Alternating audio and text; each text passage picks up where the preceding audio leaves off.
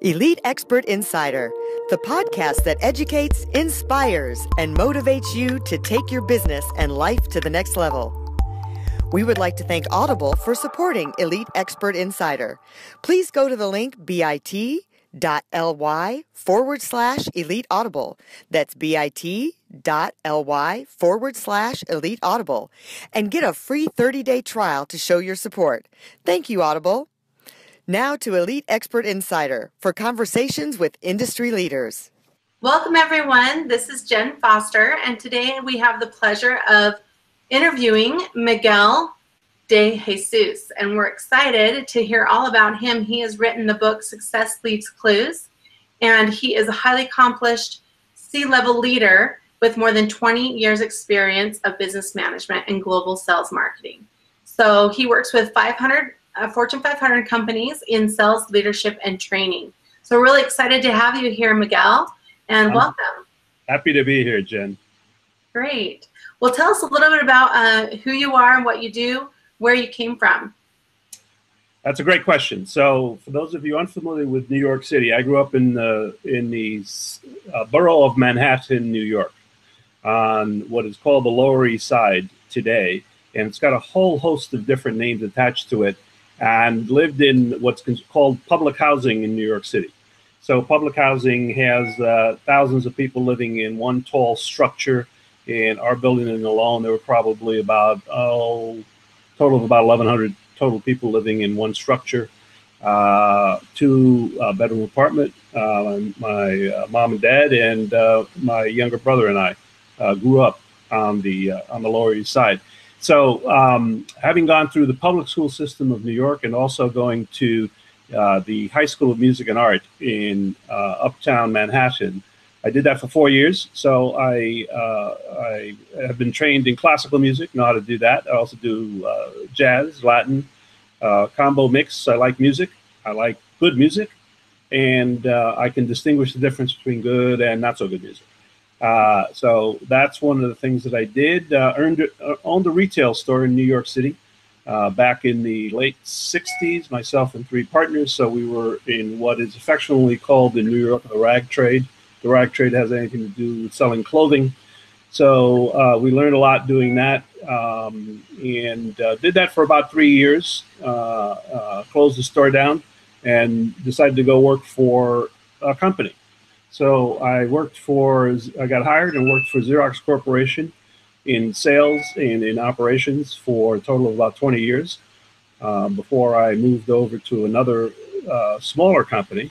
So Xerox at the time was about a $15 billion company, and I moved from 15 billion to 40 million in size. Went to work for a company called Paychex, which was small by comparison, 40 million at the time. And my intent and purpose in doing that was to help that company grow, use my skill sets, which served us all very well, to help grow it from 40 million to about 2 billion by the time I retired in 2007. So I'm coming up on almost 10 years of doing executive coaching, leadership coaching, training, helping business owners grow. And as you know, Jen, in the entrepreneurial space, what's good today is not so good tomorrow. So it's a moving target. You got to continually be in a learning mode, and you always have to check your ego at the door and accept new concepts and new strategies to help yourself grow, but also other companies. So that's my story, sticking to it, living in Carlsbad, California. I have 3 adult children and 1 15-year-old granddaughter. Oh, that's great. Carlsbad, that's a great place. Yep. That's great. Well, and classical music is awesome. I was in the orchestra, played the viola, so I know. Oh, very good. Love the orchestra. Great. Awesome. Yeah. What now violas, if you were like the brass section, they categorized you by, first, second, third back then.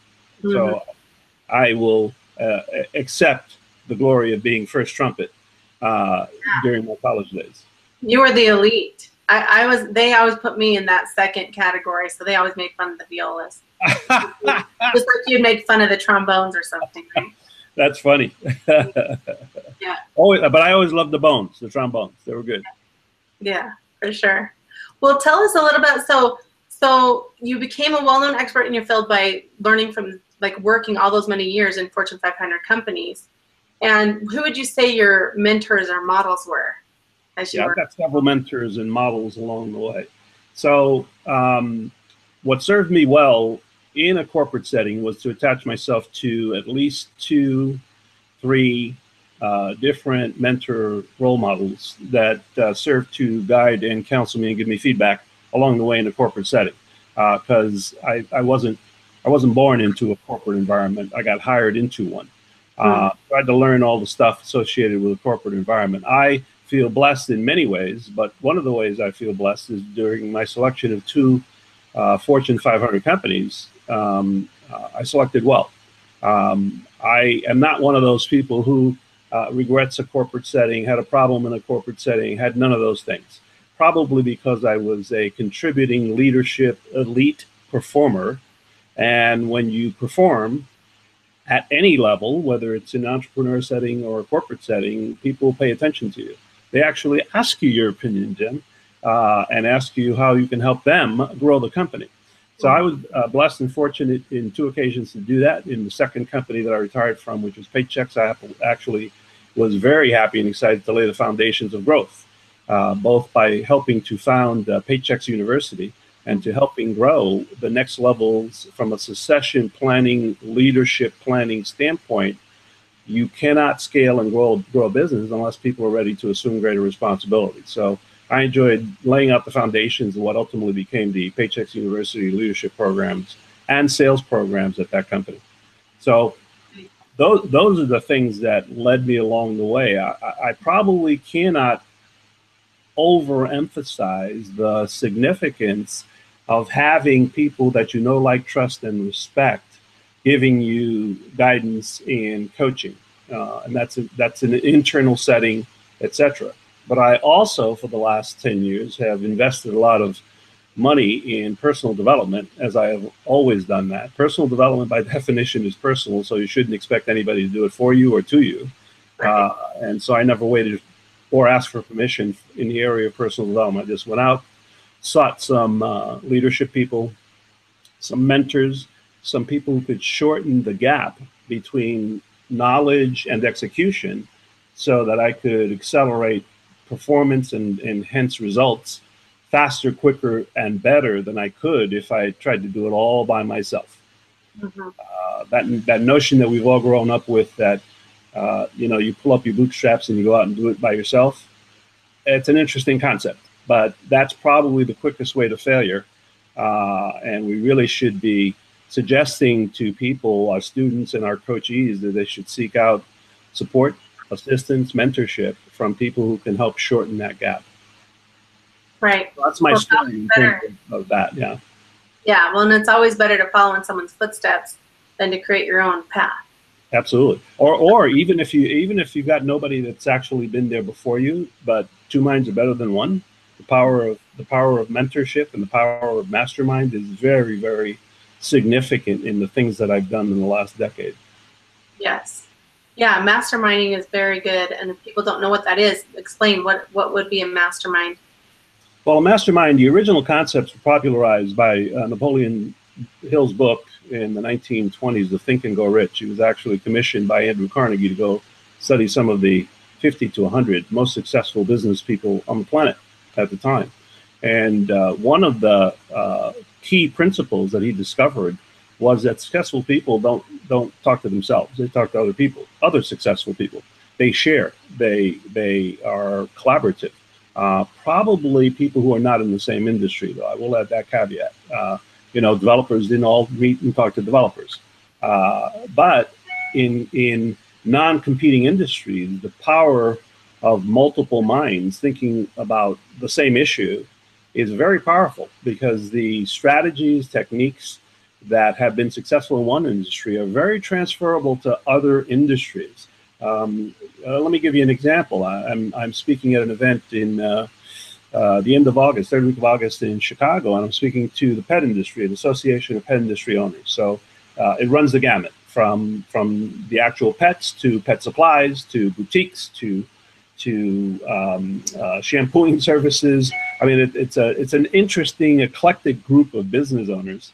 And Yeah. again, from the standpoint of business growth and development, small business people are challenged today, just like anybody else, with how do you compete with the largest big dog in the market, in this case being PetSmart, Petco. And so how do you compete if you're a small local mom and pop?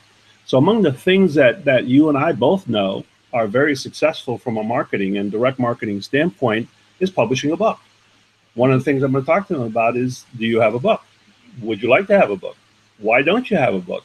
And what would create, from a branding standpoint, you in this very crowded category of business to be unique and different than everybody else who's in it?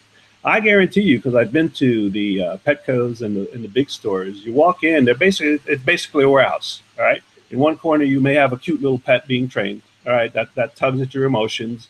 Ooh, isn't that nice and sweet? And then the rest of it is basically a warehouse, Right. loaded with trinkets, loaded with bedding, and in another corner, you've got a shampoo area where they actually clean and wash out the pets and make them look great on the way out. And for that, in exchange for $200, you walk out as a proud parent of a happy pet. All right. Well, that's not a very complex model. So how do you compete in that model? One of the things that you and I both know are important is the power of education. So if these folks have a website, which I'm sure they all do, and I visited a few of them, and they're all very pretty, but they're all very static, meaning there's no interaction, no engagement, there is nothing. So they could benefit from some guidance in terms of making their own websites very interactive, but more importantly, providing high value content to their visitors in the form of education. And how do you put that in education? I don't know, call it what you want to call it. Call it a blog, call it a newsletter, call it a book. But whatever you got to do, you got to engage your people. And what better methodologies are available today than writing a book? Yeah. So that's one of the things I'm going to share with them in terms of creating what I call a category of one. The pet industry is very competitive, but you'll recall, Jen, in the early 90s, in the category of cars, automobiles, I mean, for most people, and I understand there's an elite class that drive Teslas, but most people are just looking for average transportation to get from point A to point B. So what did Toyota do in the 90s so very cleverly, so very smartly? Because Toyota is a car company, isn't it? Yeah. Right. So they created their own category. They called it the hybrid class. It was called the Prius, that ugly car in the 1990s that delivered 50 miles per gallon. Holy cow! Did you say 50 mpgs? We can do that. So they went out, created their own category, and Toyota is no longer a car company; it's a hybrid company. That's how, for the next decade, people got to know them. You know, they associated hybrid Toyota Prius, to be very precise. And then, you know, Detroit figured out hybrids would be a good thing to do, so they decided to change the marketing, do a little bit of changes to their cars and call them hybrids, but never, ever to this point have delivered 50 miles per gallon. Anyway, that's just a brief story of how branding becomes very important. And that same idea and concept can be transferred to the pet industry. Right. Well, and setting yourself apart with a book is key, because that's going to tell people and teach people, which is what you need to do, is brand yourself and teach and educate. Absolutely. Absolutely. So I'm looking forward to that event. So you do lots of speaking, training, and coaching. What would you say is the biggest challenge that you run into by your clients? Once we get over denial, so let me start with denial, not the river in Egypt, denial, which usually comes on the basis of either their leadership, their boss, subordinates, or peers, suggesting to them that they should invest in some personal development. So it starts with acknowledgement. All right, so let's acknowledge there's a problem. Once we've acknowledged there's a problem, then I ask my clients or prospective clients to take an assessment, usually, and I'm certified in about 5 different assessment tools. They all do different things. There is a little overlap, but you know, one tool does not, you know, satisfy the needs of the different people. In other words, I'm the kind of support person where I use the right tool for the right situation. I'm, for example, DISC certified, DISC, and I use that in sales management, sales training, etc. But a DISC is not always the best and only tool. I may use Myers-Briggs, MBTI 2, to coach and assist the person. Or I may use one of my favorites, which is an EQ assessment, emotional intelligence, especially in this world and time when people are interested in developing relationships with people, even their vendors, all right? And the flip side of that is whether you're in sales or not in sales, it kind of doesn't matter. Emotional intelligence is really a communication technique that helps you communicate across all boundaries, across all disciplines, across all parts of the company, and equally as important with your clients.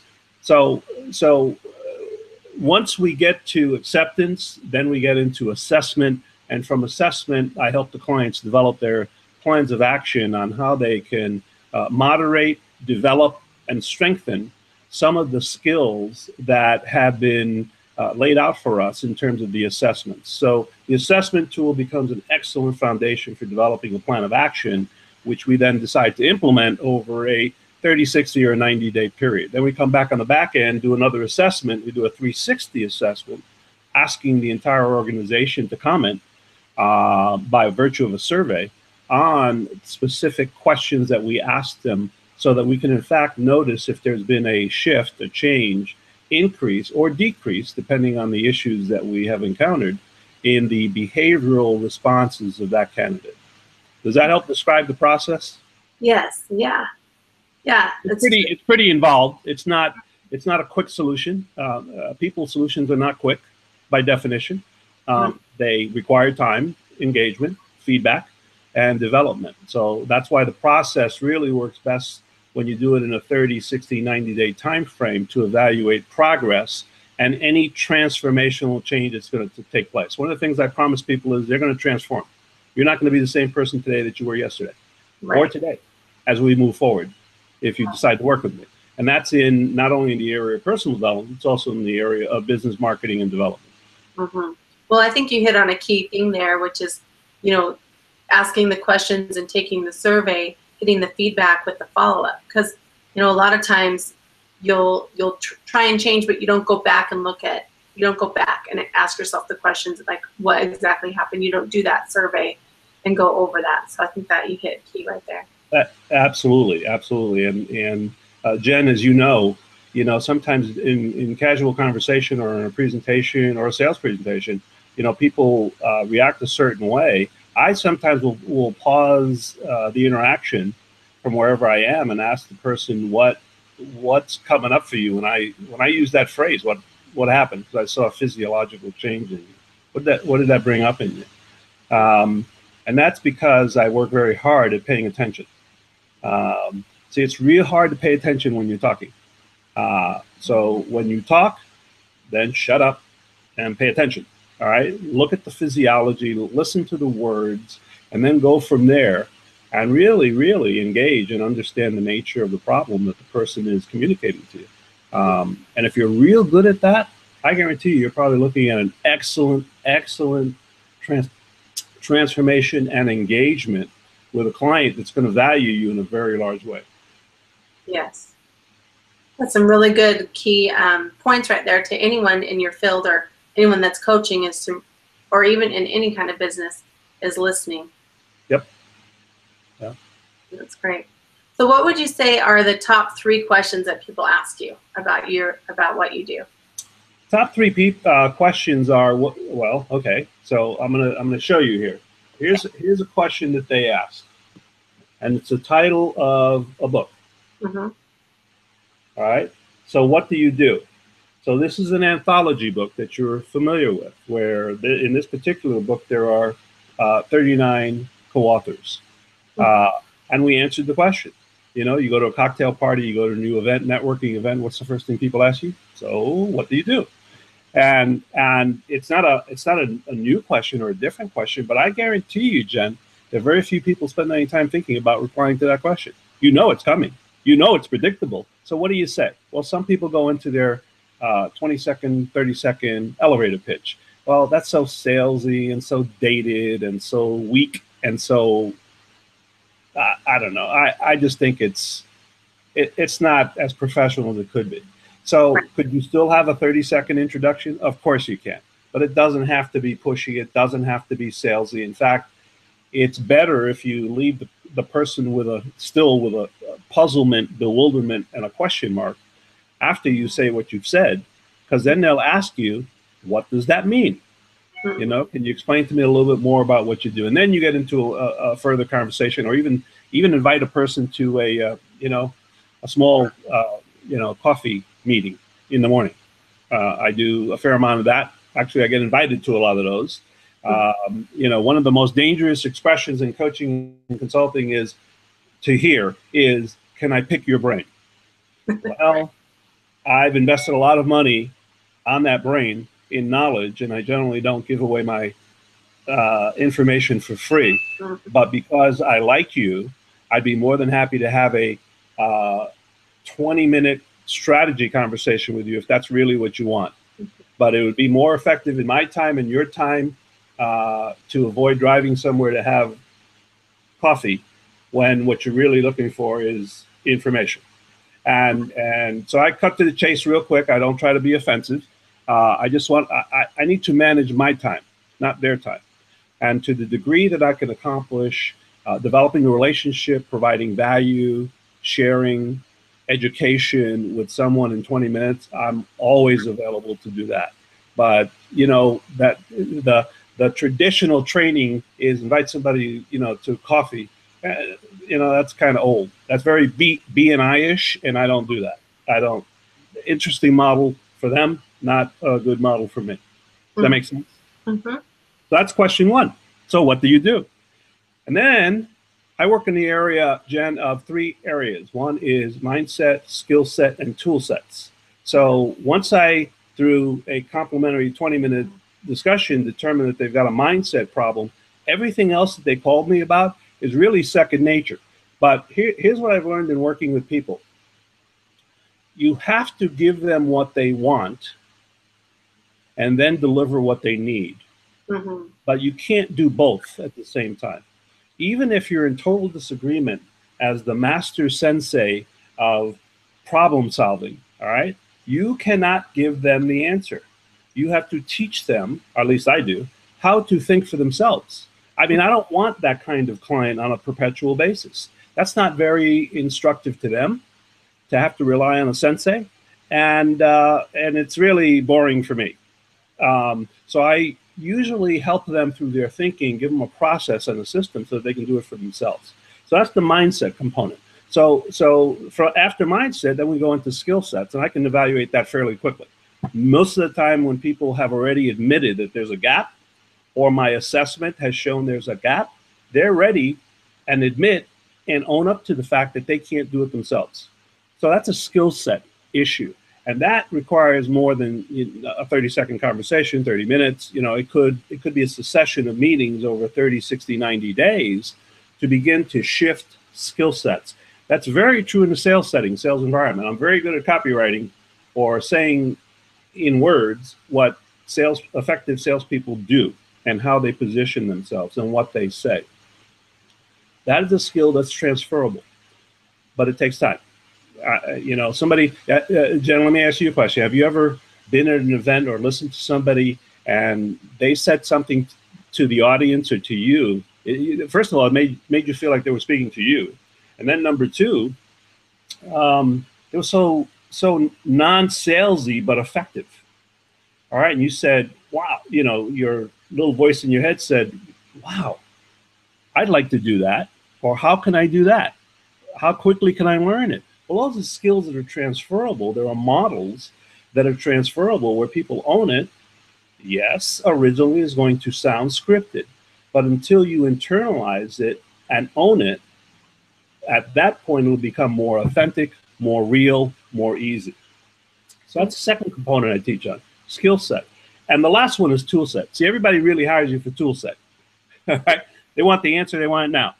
What software does that? How can I do that? How can I do this? Well, you can give it to people, and I do. They normally still have a skill gap, all right, because they can't perform it. They can't do it. So eventually, they're going to come back to you anyway, all right? So, but I do characterize and kind of position a client or a company in those three different categories because it helps me formulate and really customize and develop a plan for them, Jen, that works for them very, very effectively. And from that perspective, I think, well, I'm going to be less humble than I normally am. I know I'm in a unique space in terms of what I do because not everybody does that. There's a lot of people that don't even know those three. They don't have the skill sets to understand that first you got to change mindset before you introduce other things. Now, are there customers, Jen? And you've met them, you've supported them, you've had them. They want you, they hired you to do a thing, and they want that thing like now, tomorrow, all right? Those are different customers. Those are not trainable. Those customers are not trainable. Do I run into those? Yeah, I've got to find out whether I want to work with them or not. I mean, I really dismiss a lot of clients because it's not about the money. It's about, can I work with you? And if I like your mission and you're a good person, then I'll work with you. If you're not, there's a whole lot of people they could hire that are going to give them what they want. And you know, and I don't have to go through grief. So sometimes I'll fire a client before I get a client, if you know what I'm saying. Yeah. So those are the three categories of thinking that I put people through. Sometimes I'll use the term mindset, skill set, tool set. Sometimes I won't because I don't, you can't overload people with how smart you think you are. People don't, that's not what, they want you to solve their pain. They don't need to be educated right now. So solve the pain. Does that make sense? Yeah, I think that's like the number one thing that coaches and trainers do is that's the main thing that you're trying to do is to solve the pain. And that's what the client really wants, or the customer that you have, is they want to figure out how to solve this and get through it and figure out the tools or the skills or the mindset needed to get that pain solved. Exactly. And if you're good at what you do and create top of mind awareness, which we all should be doing, they will remember you the next time they have another hiccup, another difficulty, another area of servicing that you're capable of providing to them. So that's why it's important for you as an entrepreneur, solopreneur, to set up your business in such a way that you are creating engagement ongoing, even with people that have either completed the training with you or people who said no. No is not it almost sounds like it's a definitive not forever, but it's not. A no is a temporary one-word statement at the conclusion of an offer.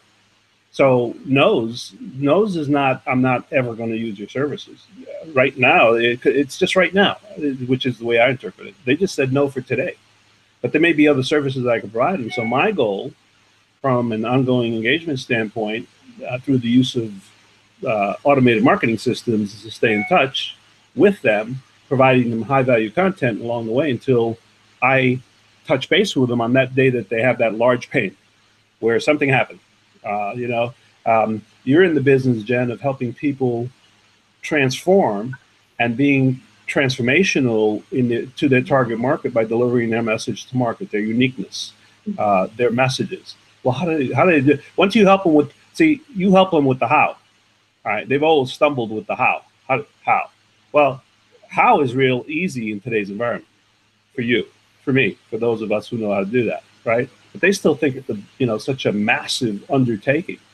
When all you got to do is, if you don't know how to type, they don't like to type, then dictate it. Mm-hmm. I'll be your interviewer. Prepare for these 20 questions, and I'll interview you through a book. And in the course of probably less than a week, you've got a manuscript. Mm-hmm. You need a text editor, as you know, and you still need graphics, and you still need a strategy. But that's where you come in terms of the services that you provide people. Right. Yeah. Well, why don't you tell us a little bit about your books that you've written there? Well, I've got 4 books. The most recent one was another compilation book. We had 14 authors. That book I don't have in front of me. I won't take the time to look for it, but it's called Build to Grow Book. So it's BUILD, Build to, TO, book.com. And it's 14 world-class thought leaders, came together to answer one question. The one question was, what keeps CEOs awake at night? What keeps CEOs awake at night?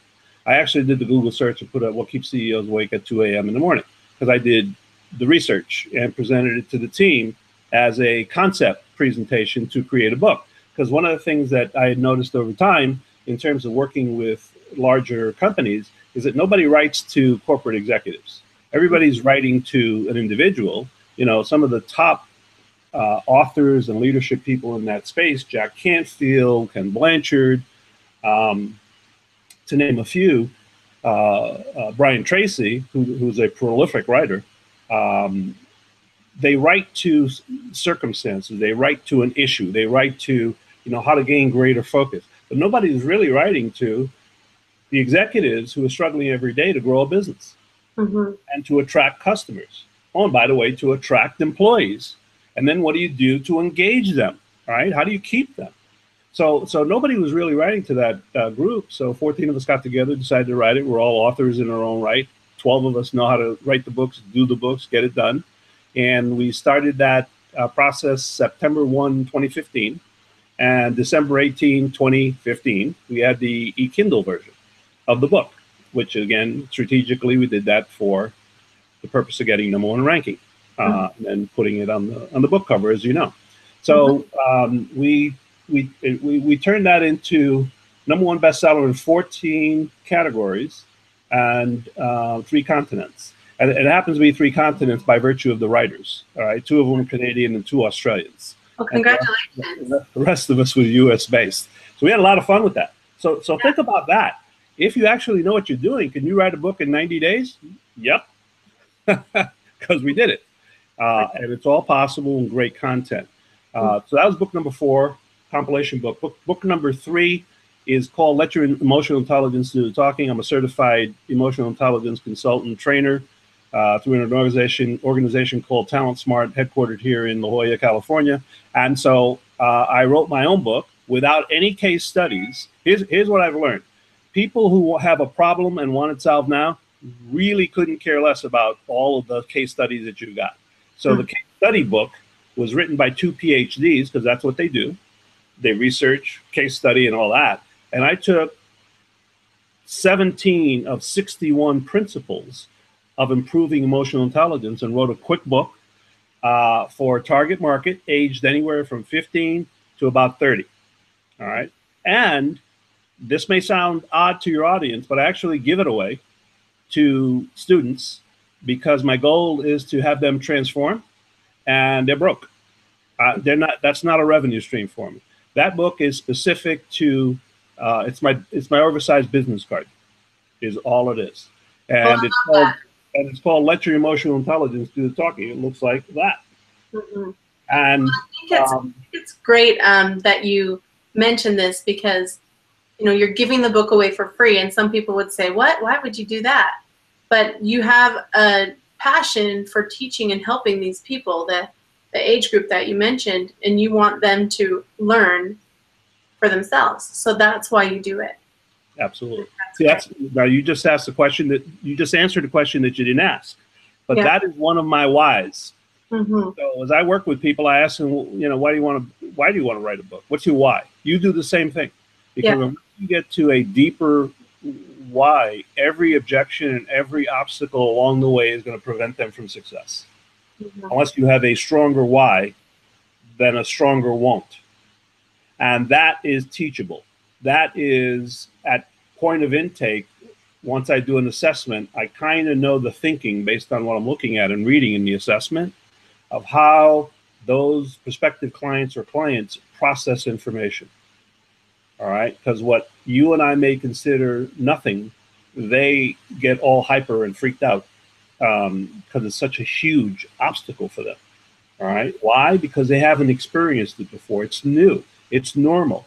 All right, you got to hold their hand and take them across the pond or the water flow and tell them it's okay. You won't slip. You won't drown. And I'm your safety vest. All right, so don't worry about it. Is it going? Oh, and this other notion, and you've experienced this too, this other notion that people walk around with of perfection. I have to spend a lot of time. I don't know where they got it from.